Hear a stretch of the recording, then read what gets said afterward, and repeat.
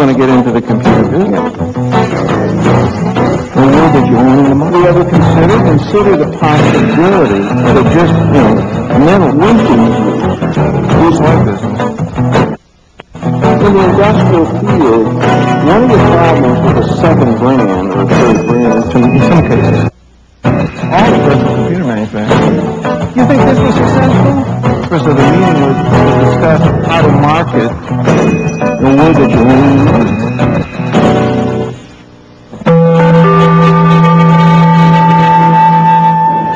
I'm Ries, and I'm a marketing consultant from New York. I'm here to talk about marketing. What is marketing? Fundamentally, marketing is building a brand inside the mind of the customer or prospect. How do you build a brand? Well, you do it with advertising and communications. But there's a big change taking place in how you advertise and communicate. You see, it used to be that you looked at your product or service, you looked for these features, benefits, and then you advertise those features or benefits. But the problem is, there's just too much advertising out there. And people would ignore what your message is. What is positioning? Positioning is a new way to look at the function of advertising. 24 years ago, Jack Trout and I wrote an article for Advertising Age magazine called The Positioning Era Cometh. Since then, positioning has become a buzzword in advertising and marketing circles around the world. What is positioning? Actually, it's a very simple idea. It's based on this principle, that most advertising is conceived to be communications. People look at themselves, they look at their products, they figure out what they want to say, and then they communicate those ideas with customers or prospects. That's the communication formula that used to be used by most advertisers. We said, look, the problem with that formula is that we live in an over-communicated society. There are just too many messages out there. If you don't tune your message to the mind of the customer or prospect, you're not going to get into the mind. See, positioning as a concept starts with the mind of the customer or prospect. You look for holes in that mind, and then you run advertising and marketing programs designed to fill a hole in the mind. That is the fundamental concept of positioning, and we think that it can be a very powerful tool to help you make more effective advertising and marketing programs. The concept of positioning is 24 years old. In those years, we've developed our ideas into some basic laws of marketing. So I thought you might be interested in what the laws of marketing are. It's better to be first than it is to be better. Now that might sound strange, but let me demonstrate the power of being first. Let me ask you a question.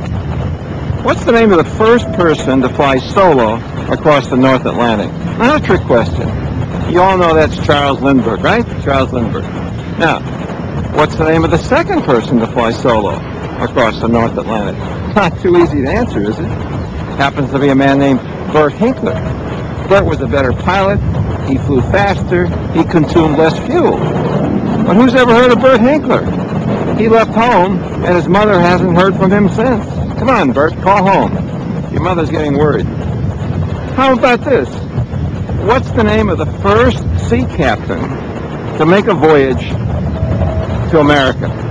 Of course, that's Christopher Columbus. Everybody knows that. What's the name of the second? Who knows? Lost in history. The same thing is true of products.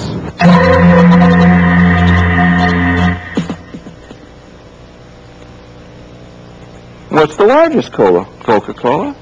What's the first rent-a-car service? Hertz. What's the largest rent-a-car service? Hertz. What's the first tissue? Kleenex.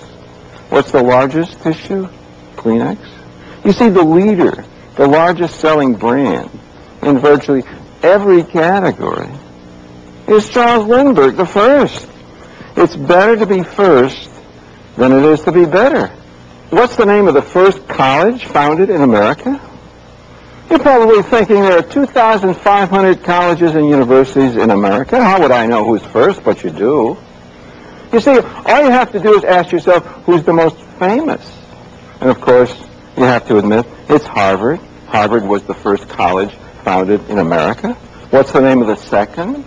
It's not Burt Hinkler University, no. It's William and Mary. Nice place, but not exactly in the same category as Harvard. What's the name of the first champagne? Dom Perignon. Dom Perignon is the Harvard of champagne. If you want to be a leader, if you want to be rich and famous and successful, it's better to be first than it is to be better. That's the law of leadership. Let's ask another question.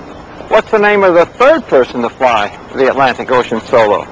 You're probably thinking, if I didn't know the name of the second, how am I going to know the name of the third?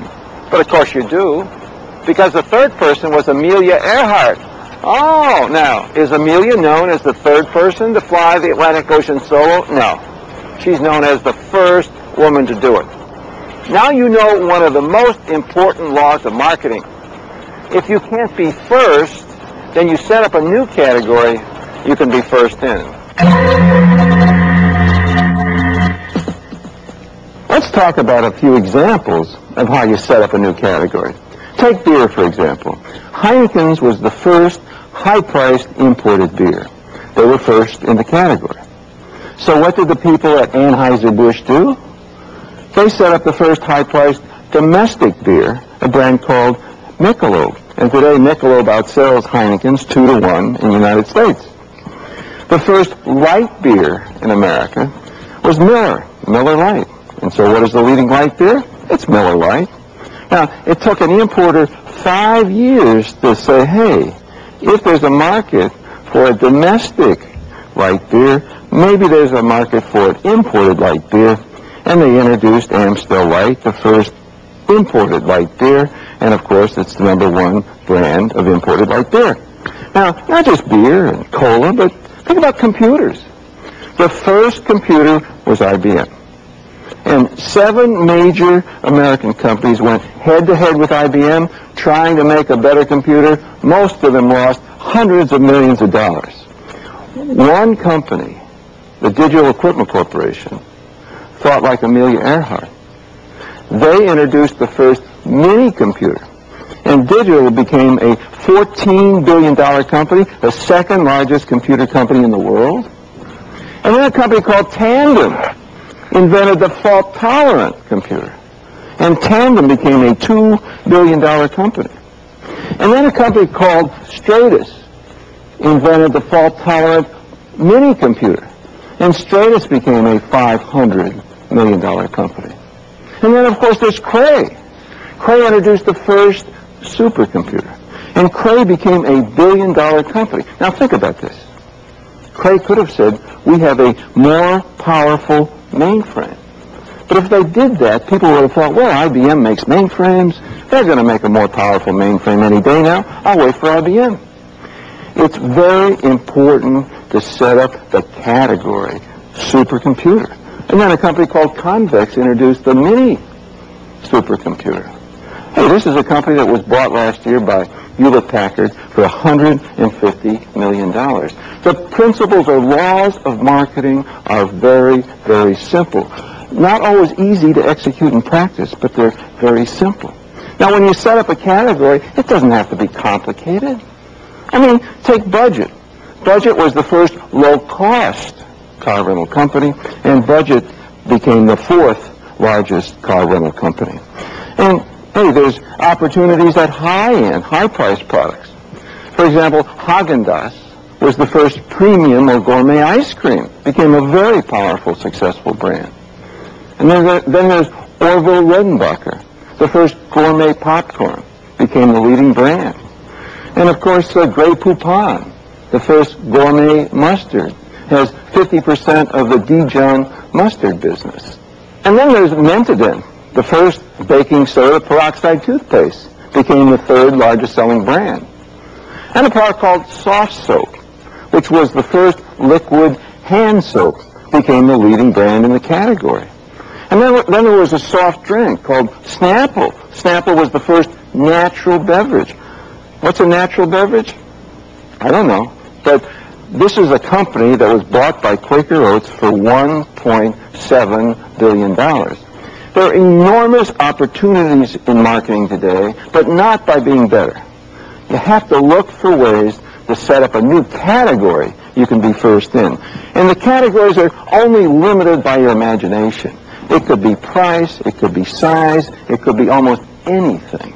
But it's far more important to set up a new category than to try to convince the public you have a better product than the leading brand. That's almost impossible.